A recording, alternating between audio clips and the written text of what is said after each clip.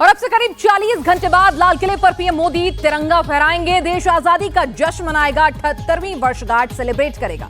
उधर पाकिस्तान भी कल अपनी आजादी का जश्न मनाएगा। लेकिन 14 अगस्त के बाद पाकिस्तान क्या करने वाला है? क्या कुछ बड़ा करेगा?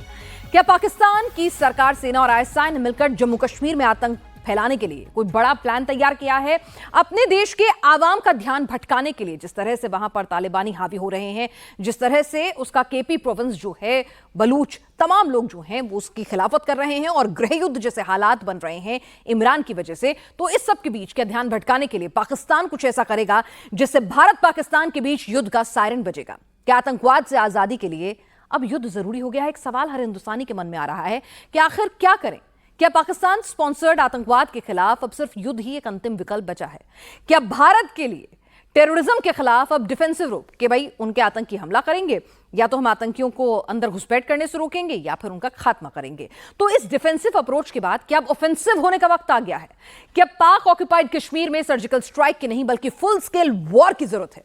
अगले 1 घंटे में हम इसी सवाल पर बात करेंगे, समझेंगे। लेकिन उससे पहले जरा जान लीजिए कि आतंकवाद के खिलाफ बड़ी लड़ाई जरूरी क्यों कही जा रही है।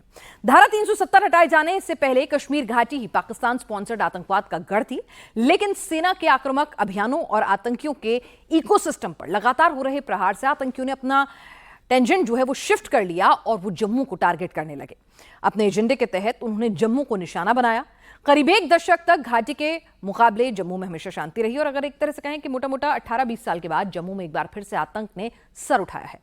अक्टूबर 2021 के बाद से लगातार इसमें इजाफा हो रहा है। पाकिस्तानी आतंकी सुरक्षा बलों के अलावा आम नागरिकों को भी निशाना बना रहे हैं और इस बात से भी इनकार नहीं किया जा रहा था कि पाकिस्तान के एक्स आर्मी ऑफिसर्स जो हैं वो इस लड़ाई में शरीक हो रहे हैं आतंकियों की आड़ में।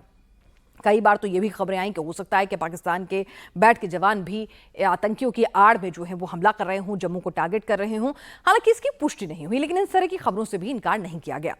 अब तक अगर बात करें सिर्फ इसी साल की जुलाई की, तो 40 आतंकी घटनाएं हो चुकी हैं। इसमें 36 टेररिस्ट मारे गए हैं, हमारे 20 जवान शहीद हुए हैं और 18 सिविलियन की जान चली गई है। तो आप सोच के देखिए कि किस तरह से आतंकी घटनाएं लगातार बढ़ रही हैं। और मोदी सरकार ने 2019 में जम्मू कश्मीर की धारा 370 हटाई। 2019 के बाद से अब तक आतंकी घटनाओं का ट्रेंड अगर आप देखेंगे तो लग रहा है कि एक बार फिर से ये ट्रेंड जो है वो अपवर्ड जा रहा है। एक बार फिर से आतंकी किसी साजिश के तहत पाकिस्तान की आर्मी के सहयोग से कुछ बड़ा करना चाहते हैं, अनरेस्ट फैलाना चाहते हैं, क्योंकि उनका मुल्क तो बर्बाद हो ही चुका है। इन 6 सालों में जम्मू कश्मीर में करीब 690 आतंकी घटनाएं हुई हैं। इन घटनाओं में मुठभेड़ के दौरान 900 से ज्यादा आतंकी मारे गए और 262 जवान शहीद हुए। इन आतंकी घटनाओं में करीब 171 आम लोगों की जान भी गई है। तो क्या घाटी में एक बार फिर आतंक जो है वो अपना पैर पसारने की कोशिश कर रहा है? लेकिन कभी छोटे, कभी ज्यादा, कभी बड़े, इस तरह के छद्म युद्ध से, इस तरह के टेररिस्ट की आड़ में हमलों से हम कब निजात पाएंगे? हम कब आजाद होंगे? हम अपना आजादी का जश्न कब खुलकर मना सकेंगे?